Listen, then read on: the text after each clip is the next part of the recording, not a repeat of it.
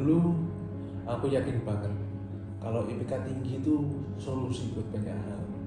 Kayak kalau nilaiku bagus, aku bakal lebih tenang, lebih percaya diri, lebih bahagia juga mungkin. Jadi ya aku kejar terus. Pas semester awal tuh rasanya kayak menyenangkan. Nilainya keluar, dapat A, seneng gitu kan, sesuai yang diusahain. Berarti rasanya tuh, oh memang aku bisa. Tapi lama-lama yang berubah tuh bukan cuma nilaiku aja, ekspektasiku juga ikut naik. Nilai yang dulu bikin aku seneng banget, sekarang rasanya kayak kan emang harusnya segitu. Dan yang bikin capek ternyata tuh bukan belajar ke tugasnya, tapi rasa takutnya.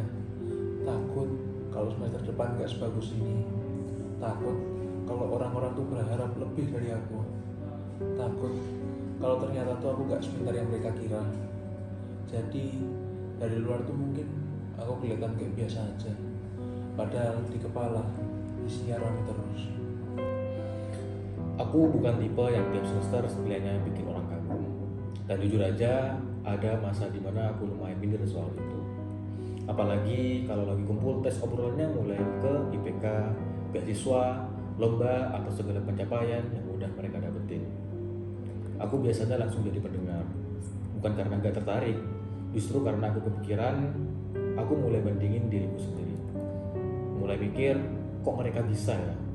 Atau yang lebih parah, kok aku nggak bisa ya? Padahal sebenarnya gak ada yang bilang aku gagal. Tapi entah kenapa aku tetap merasa tertinggal.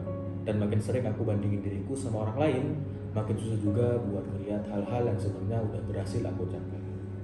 Makanya menurutku itu ini hal yang menarik tau, karena orang tuh sering ngira mahasiswa yang nilainya tuh bagus pasti hidupnya aman, padahal ya belum tentu juga. Aku pernah ngobrol sama beberapa teman-temanku yang prestasinya tuh wah keren-keren banget, dan ternyata ya mereka tuh punya permasalahan yang mirip. Ada yang nggak bisa santai pas liburan karena merasa dirinya tuh harus produktif terus menerus. Ada yang merasa bersalah kalau dia lagi istirahat. Ada yang terus-terusan ngerasa dirinya belum cukup. Jadi ya ternyata nilai bagus tuh nggak otomatis bikin semua masalah kita itu jadi hilang. Dan nilai yang gak sempurna juga gak otomatis berarti kita gagal. Menurutku itu yang sering lupa. Kadang kita terlalu fokus sama angka sampai lupa kalau kuliah itu bukan cuma soal angka. Kita ketemu banyak orang, belajar banyak hal, pernah gagal, pernah berhasil, pernah malu, pernah bangga juga. Dan semua itu juga bagian dari proses. Kalau setiap hari yang kita pikirin cuma angka, capek sih. Tapi bukan berarti IPK nggak penting ya. Menurutku IPK tetap penting. Aku juga masih peduli kok sama nilai, masih punya target, masih seneng kalau hasilnya juga masih bagus. Cuma sekarang kayaknya aku mulai sadar bahwasannya ada bedanya antara kerja keras dan memaksakan diri. Sama kayak ada bedanya antara menjaga kesehatan mental dan menyerah.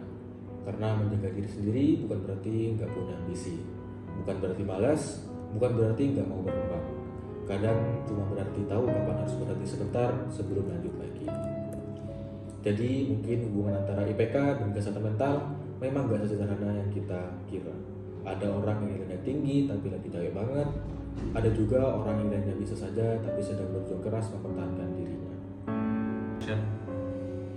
Sama kayak ada bedanya antara menjaga kesehatan mental dan menyerah.